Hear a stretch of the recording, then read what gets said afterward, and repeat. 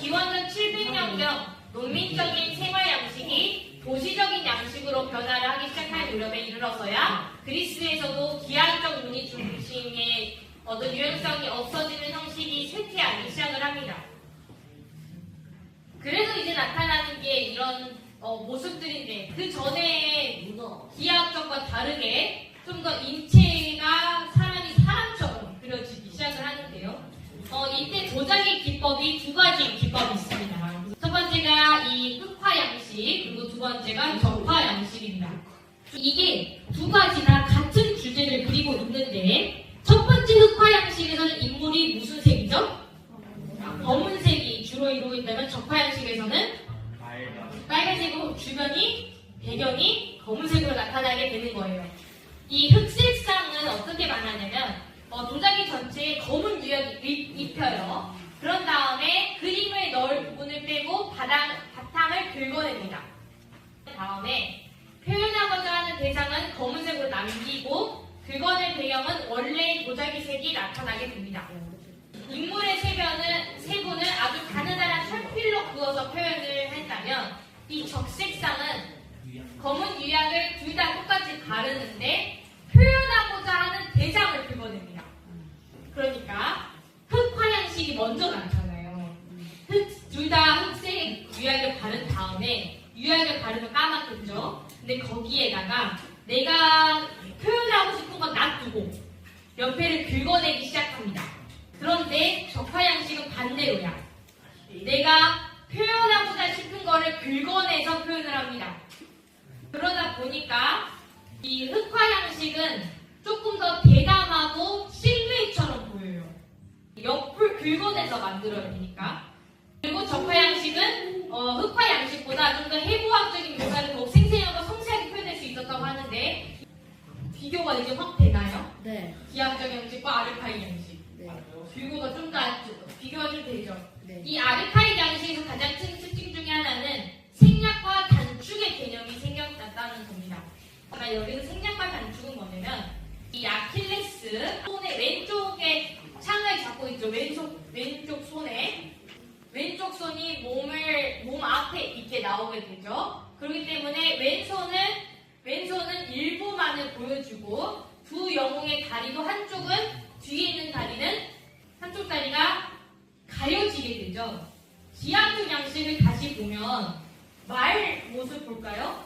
뒤에 있는 말의 다리는 원래 가려져야 했었을 거야.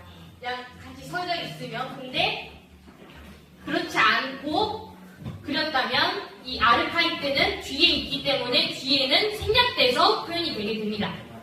그리고 장기판 뒤에, 이 창 보면 둘 다 창이 두 개가 있지만 한 창은 장기판 뒤에 있기 때문에 장기판 뒤에서 그려지지 않게 돼요. 이게 바로 이 생략법과 이런 거를 사용이 됐다고 합니다.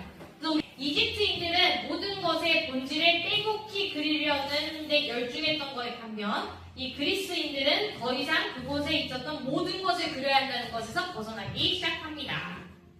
그래서 여기도 단축법이 쓰는데, 어느 부분에서 이 단축법이 특징적으로 쓰였을까요? 이거랑 좀 더 비교를 해볼까?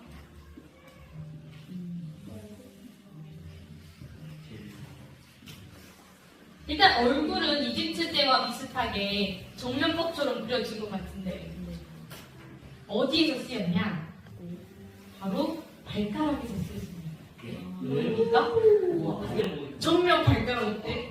와, 조금만 있으면 발가락인지 발인지 그냥 동그라미 5개를 그려놓은 건지 모르겠지만, 실제로 앞에서 봤을 땐 저런 모습이었겠지? 발가락 5개가 그대로 보이는 이 단축법이 이 그리스 때는 이제 드디어 나타나게 됩니다. 정말 큰 차이를 보이죠? 이거 좀 재밌게 그려진 장면인데, 이게 헤라클레스예요. 여기 사자의 팔이 정말 힘이 없어서 이게 폴통하게 이렇게 늘려져 있는 모습 보이나요?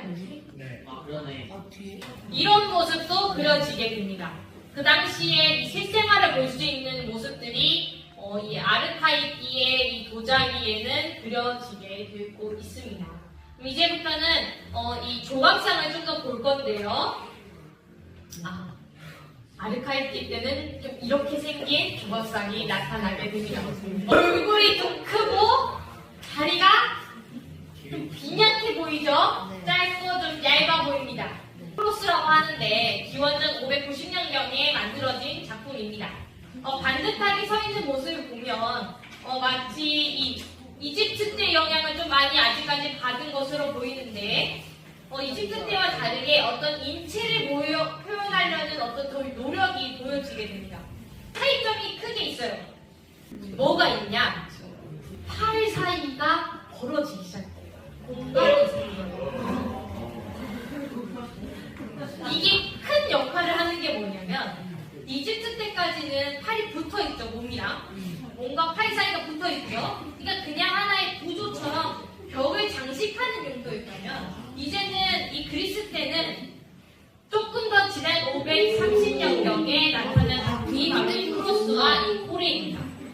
이 크로스가 남성상을 의미하고 이 코레가 여성상을 의미를 합니다. 손에 힘이 살짝 들어갔어요. 그쵸? 남자의 손을 좀 봐볼까요? 우리 가만히 서 있으면 좀 손이 이렇게 되겠지만 살짝 손을 힘을 주는 주먹 상태로 있고 그 다음에 발이 한 다리가 앞으로 나와서 그 운동감이 보여지고 있습니다. 근데 여성은 어떤가요? 코레는 여성상이기 때문에 좀 더 어깨가 부드럽게 떨어져요. 그쵸? 유연하고 좀 더 작고 그렇게 표현이 매끄럽게 표현이 되고 있습니다. 이 쿠노스 상은 역할이 매우 다양했는데 주로 신에 공헌된 것으로 알려지고는 있습니다. 근데 이 크로스 상 경우에는 이 아래, 이게 좌대라고 하는데 이 좌대에 여기 죽은 크로이소스의 무덤에 서서 그를 가볍게 여기라라고 써져 있는 것을 봐서 그 무덤을 지나가면서 이 상을 보면서 청년의 죽음을 애도하는 용도로 사용된 것으로 추측을 하고 있습니다. 그 전에 우리가 봤던 작품과 한번 비교를 하면서 보겠습니다. 혹시 차이가 확 나죠? 30년 정도 차이가 나는데 차이가 많이 나고 있습니다. 그러니까 어떤 모습으로 이 사람들이 계속 발전을 시켜나가는지를 살펴볼 수 있는 거예요. 그래서 보게 되면 우선 얼굴이 작아집니다. 머리가 작아졌기 때문에 점점 더 인체 비율이 8등신에 가까워지게 돼요. 그렇죠?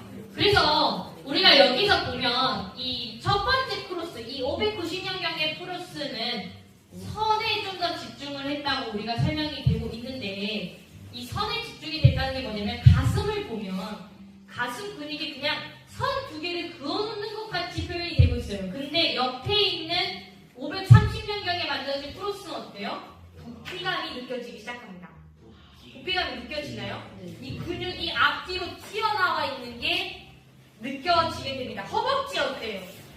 옆에서는 선이었다면 옆에서는 이제 앞뒤로 튀어나와 있는 허벅지의 모습이 좀 더 표현이 되게 됩니다. 좀 더 자세히 봐볼까요? 이 턱 같은 부분도 턱과 이 뺨 부분이 뺨이 어때? 뺨이 더 살이 올라서 점점 더 사람같이 표현이 되고 있어요. 자, 여기서 보면 선 같은 게 뭐냐면 여기 선을 이렇게 두 개 이렇게 그어놓은 거예요. 잘 보이니까 여기는 매끈하게 이 부피감이 느껴지게 됩니다. 그 가장 큰 특징적으로 나타나는 부분이 이 다리 부분인데 어때요? 다리 근육? 정말 표현이 기원전 530년경인데도 불구하고 이런 다리 표현을 해내고 있습니다. 그래서 무릎 관절, 무릎 한 번은 만져보면서 들어오면 좋아요. 무릎 관절이 이렇게 튀어나와 있는 이 모습, 그리고 걸어가면 여기 안에 근육이 보이는 이 정강 이 부분. 여기서 이제 중요한 게 이 사람들이 해부학적으로 얼마나 발달이 많이 되어 있는지를 보여주는 장면이 바로 이 부분인데 여기 보면 복숭아뼈 있죠? 복숭아뼈. 네. 복숭아뼈가 안쪽 복숭아뼈가 좀 더 위로 올라가 있는 거 보입니까? 네. 그쵸? 네. 실제로 우리가 서 있으면 복숭아뼈가 위치가 안쪽에 진짜 위로 올라가 있다고요. 지금 사라졌어요. 여기 지금 만져보세요. 여기 보면 안쪽 복숭아뼈가 위로 살짝 올라가 있어요. 그것까지를 표현하고 있고 심지어 발가락 뼈까지 표현이 되어 있습니다. 발가락 뼈 튀어나와 있죠. 이 관절이. 보이면 발가락 뼈까지 표현이 되어 있는 모습을 보아서 그 당시 사람들이 얼마나 해부학적으로 지식이 탄탄했는지를 볼 수 있습니다. 세 개를 한 번에 보도록 할게요. 여기에서 변화가 하나 더 일어나는데 뭘까요? 얼굴에서 표정이 나타나기 시작해요. 그래서 이거를 알파의 미소라고 하는데 그냥 입꼬리를 올리는 것뿐만 아니라 입꼬리가 올라가기 때문에 광대가 살짝 올라가고 여기 볼살이 이렇게 올라가는 모습이 그대로 표현이 되고 있습니다. 그래서 그 당시에는 이 미소가 주는 게 굉장히 크기 때문에 이게 그대로 표현이 되고 있습니다. 그래서 다음 시간에는 우리가 이 고전주의와 헬레니즘을 보도록 할 건데요. 이때는 이 당시까지도 정말 잘 만들었다고 생각이 되는데 더 잘 만든 작품들이 나타나게 됩니다. 그래서 다음 시간에는 고전주의와 헬레니즘에 대해서 공부해 보도록 하고 오늘은 이것으로 수업을 마치도록 하겠습니다.